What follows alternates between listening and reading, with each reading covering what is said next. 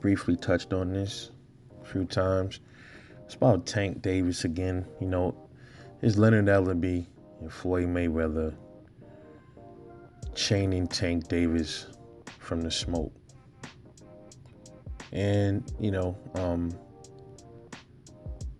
I kind of did a comparison between Tank Davis' career and Canelo Alvarez's career. I was going to make a live about this situation. I might still do it. I'm not sure. But briefly, man, it's evident, man. It's evident what they're doing with his career. And I had said I don't think it's really Tank's fault. I think it's Leonard and Floyd. They're moving him in a way where it's anything but legacy defining, man. It's not moving him towards legacy, and in my opinion, it's just about the money. Instead of him, look, the Rolly fight, I would have loved to see that fight, to be honest with you, but not yet, man. I wanted Tank to, get a belt, a real belt, from one of these champions like Tio or Devin, potentially get a belt off of them or some belts off of Tio or the belt off of Devin, and then, have it defended against Rolly, or something like that. I didn't want to see him just immediately fight Rolly, and it's crazy because Leonard Ellerbe is always this guy talking about, what does this person bring to the table? They start going back to this, what does this person bring to the table? And then when you be looking at the fighters that they fight, it always contradicts what they say. This is just like with Canelo. He says Demetrius Andrade is a terrible fighter, but bro, he's at 160. There's possibly hundreds upon hundreds of 160 pounders, man, that's not even in the top 20. So you calling somebody that's in the top 5 a horrible fighter? The dedication and hard work it takes to even bypass all these thousands of other boxers to get, to that level. Now there are levels of fighters. Some fighters are lower level comp than others, it's less skillful. That doesn't mean that they're horrible. They do have some fighters out there. I've seen, a couple of videos from back in the day that some fighters that were just they really were literally trash. They went in the ring and they just got punched out within 5 seconds, no hands up, and just looked like they were street fighting amateurs or something like that. But rather sad to see what's going on with Tank. They're definitely chaining him and having him. He's protected, man. I always said that they had him in PC.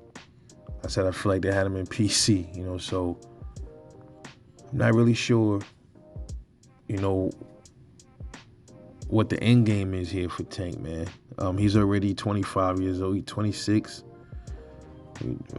25 fights. Come on, man. At this point, he should have been fighting a real title fight. He should have already had a real title fight by this time, man. So what's the holdup? Ellerbe says Josh Taylor is a nobody. Because remember when Tank was gonna fight, before Tank fought Barrios, everybody was asking him, why is he fighting Mario Barrios? There's other dudes at 140 to test him against. And he says that Josh is a nobody when Josh is undisputed, but yet they big up Rolly Romero that hasn't really done anything in the sport. And then on the other hand, they talk about, when they saying it's about money, what makes no sense is, okay, why aren't they trying to maximize that against the champions? So then it comes to the question, is it really about money?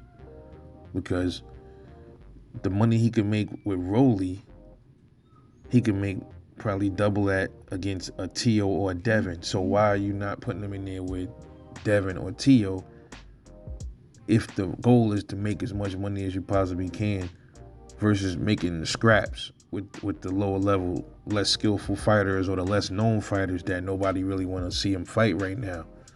I just don't understand it. I don't get it. I don't get it. Same with Canelo. He's moving up to cruiserweight. I have no problem with that. But your first cruiserweight fight, maybe it's to get him accustomed to the weight class. I don't know. But his first jump is to a unheard of champion up there, which this guy is also supposed to have a Mando, I believe, and the Mando, they want him to step aside, and he ain't doing it. So this should be interesting to see what happened with that guy that's supposed to fight Canelo, because the guy that's supposed to fight that Makabu dude, he says he ain't stepping aside. He don't want the money. So we'll see how this ends up. But anyway, yeah, he has a belt, but so did Demetrius Andrade, so did Jamal Charlo. They had belts. Wouldn't you have made more money fighting them versus this dude right here? So is it about maximizing, making the most money as possible? Or is it about, if it's about high risk, if they scared to take high risk, low reward, isn't it kind of like, in a sense, a high risk to fight a cruiserweight that could possibly knock you out if you think about it? True. Which leads me to believe they already got this shit in the bag and they already know what's about to happen. They already know this guy's going to lay down for him. It's just that simple, man. It's real easy to see.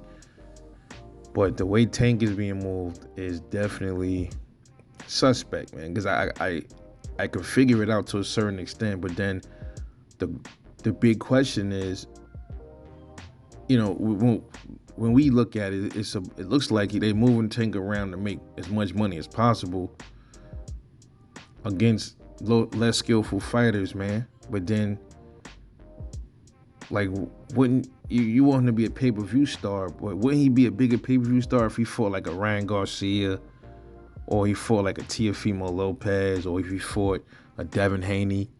Wouldn't he be like a bigger star if he fought them or fought Lomachenko, even though Lomo ain't got no belts right now? It doesn't matter. He was a champion, a real 135 champion. Devin is a real 135 champion. Teofimo Lopez is a real 135 champion. See what I'm saying? So, not too sure what's really going on, man. What's up with that? Like, I don't know if Floyd is second guessing Tank's skill set, or he sees something in Tank where he don't want to put him in there with these guys. But I don't understand it, man, because Tank, I think he can give them a run, if not beat him. You know what I'm saying? I'm not too sure about Devin. But I think he could beat T.O.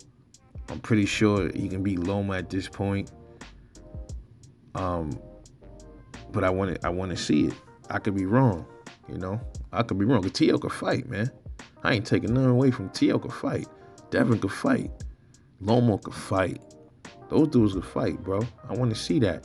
Shit, man. Put him in there with Nakatani. Somebody, man. I mean, damn. It's crazy. But, that's just the way I see it, man. So, here's my question, man. Do y'all think that Floyd Mayweather and Leonard Ellerbe are going to ruin Tank Davis' career? I think he got a good 9 years left in the sport, man.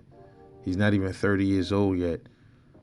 So what age are they gonna start putting him in there with the Devins and the T.O.s, man? And I was watching that interview they did with Tank. He said, I'm just gonna catch him at the right time. I'm like, what do you mean? Is that like he trying to say, he gonna age him out, or what does that mean? You gonna catch him at the right time? Now is the right time. After Isaac Cruz, it should be interesting to see who Tank goes after, who they go after next for Tank.